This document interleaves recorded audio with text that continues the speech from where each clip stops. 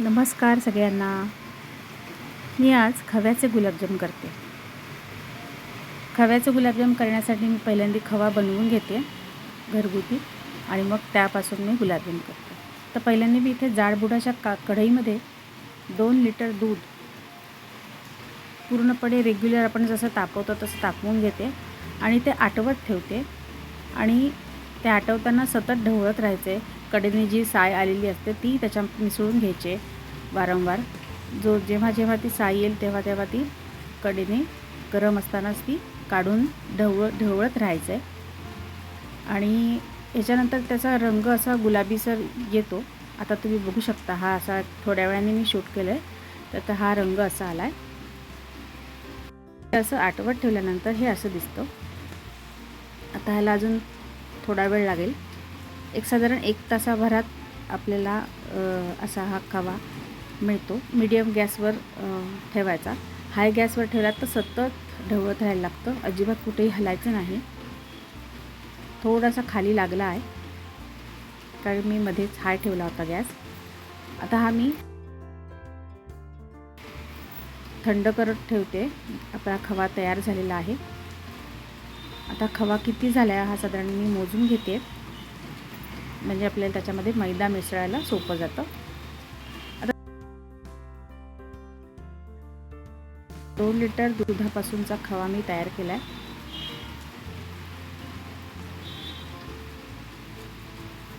हा खवा एकदम घट्ट असा झालेला आहे.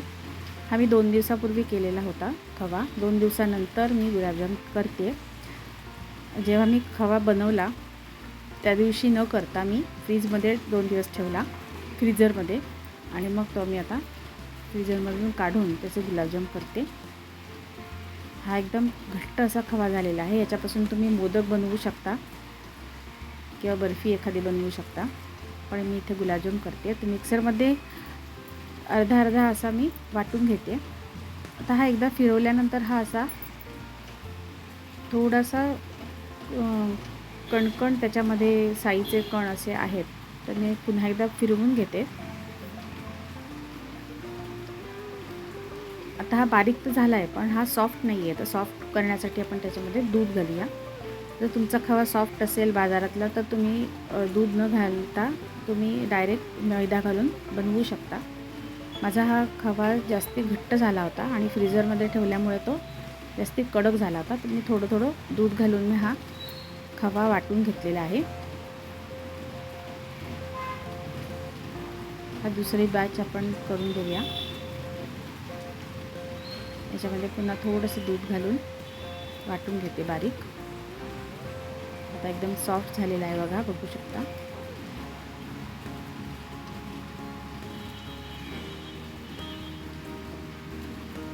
त्याच्यात तुम्ही खव्याच्या पोळ्या, खव्याच्या करंज्या, पेढे, मोदक, खूप सारी छान घरी केल्यामुळे खूप सारं काय काय आपण बनवू शकतो. आता ह्याच्यामध्ये मी मैदा वापरते. साधारण अर्धी वाटी ते 1 वाटी तुम्ही ह्याच्यामध्ये मैदा घालू शकता. जर खवा सैल असेल तर मैदा जरा जास्ती लागेल, आणि जर खवा घट्ट असेल तर मैदा कमी लागेल. मला इथे 35 ग्रॅम मैदा लागलेला आहे.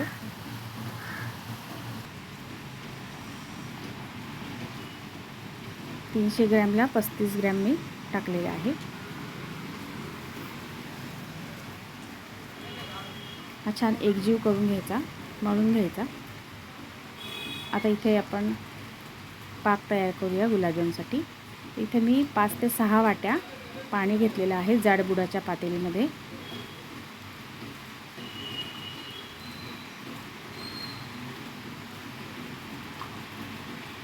आणि त्याच्यामध्ये साखर घालूया. साखर साधारण मी इथे 2.5 ते 3 वाट्या घेतलेल्या आहे. ज्यांना जास्ती गोड आवडत असेल तर त्यांनी 3 वाट्या घ्यावं. ज्यांना कमी आवडत असेल तर 2 वाट्या घेऊ शकता. मी इथे 2.5 वाट्या घेतल्या, म्हणजे मीडियम गोड असं हे होतं. 2.5 वाटी साखरेला 5 ते 6 वाट्या पाणी, म्हणजे त्याच्या दुप्पट पाणी. इथे मी आता वेलदोडे घेतलेले आहेत, किंवा वेलची म्हणू शकता. वेलची घेतलेली आहे, 2 वेलच्या घेतलेल्या आहेत. थोड्याशा फोडून ह्याच्यामध्ये अख्ख्याच्या अख्ख्या टाकणार आहे आणि केशराच्या काड्या ह्याच्यामध्ये घालते.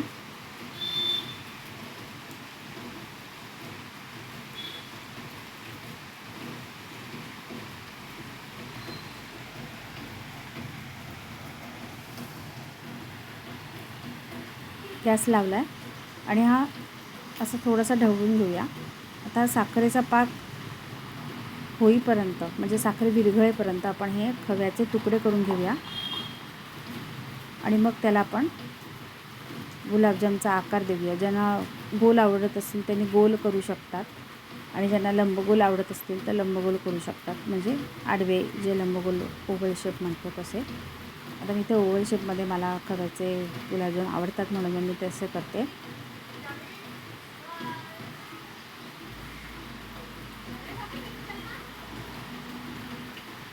आता साखर विरघळेपर्यंत हे सगळे माझे गुलाबजाम वळून झालेले आहेत.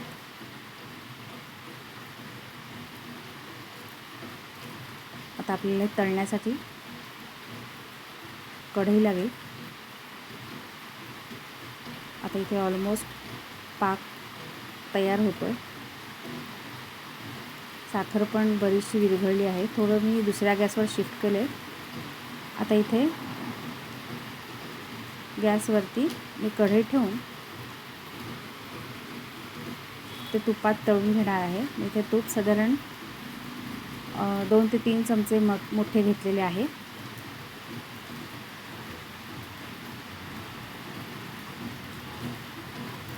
आता मी एक एक करून हे सगळे 5-5, 6-6 असे आपण ह्याच्यामध्ये तळून घेऊ शकतो. एकसारख्या रंगावर असे तळून घ्यायचे.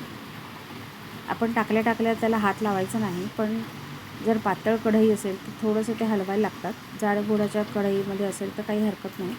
आणि ते तळणीतून काढल्यानंतर लगेच पाकात टाकायचे. पाक झालेला आहे आपला, म्हणजे साखर विरघळली की पाक रेडी होतो. गॅस बंद केला आहे पाकाचा. आणि आता एक एक हे सगळे तळून घेतल्या मी डायरेक्ट पाकात टाकणार आहे, कारण इथे पाक आतपर्यंत जाण्यासाठी गुलाबजाम गरम असणं महत्त्वाचं आहे आणि पाकही गरम असणं महत्त्वाचं आहे. म्हणजे गुलाबजामच्या आतपर्यंत पाक जातो, मुरतो आणि ते चवीला एकसारखे गोड असे मस्त होतात. हा बघा रंगसुद्धा सुंदर आले. एकसारखे रंगावरती तळून घ्यायचं आहे.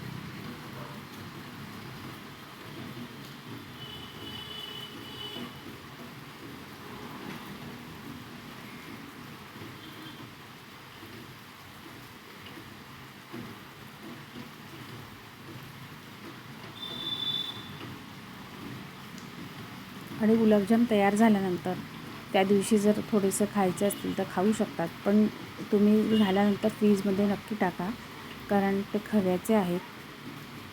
पूर्ण विभाचे असल्यामुळे ते बाहेर तळलेले आहेतच आपण, तरीसुद्धा ते फ्रीजमध्ये ठेवले की सेफ राहतील.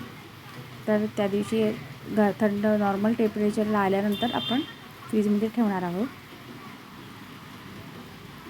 आणि ज्या दिवशी करतो ना त्या दिवशी गुलाबजाम एवढे खास नाही लागत, पण जेव्हा दुसऱ्या दिवशी आपण खातो ना ते अप्रतिम चवीचे होतात, खूप सुंदर होतात. त्याच्यामुळे तुम्ही करताना जर काही समारंभ, सणवार, वाढदिवस काही असेल तर आदल्या दिवशी तुम्ही हा पदार्थ करून ठेवा. रात्रभर मुरला की तो खूप सुंदर लागतो.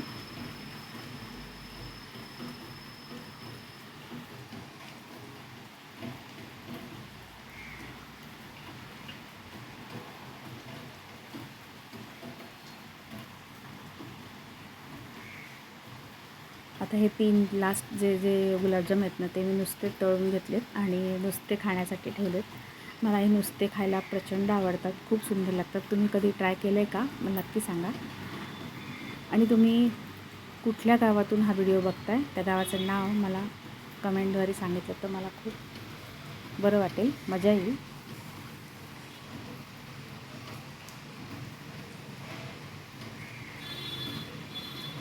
वाव, हे मी टाकणार नाही आहे पाकामध्ये. येस, हे नुसते खाणार आहे. येस, तर माझी ही रेसिपी तुम्हाला आवडली असेल तर नक्की लाईक करा, शेअर करा आणि सबस्क्राईब करायला अजिबात विसरू नका. धन्यवाद.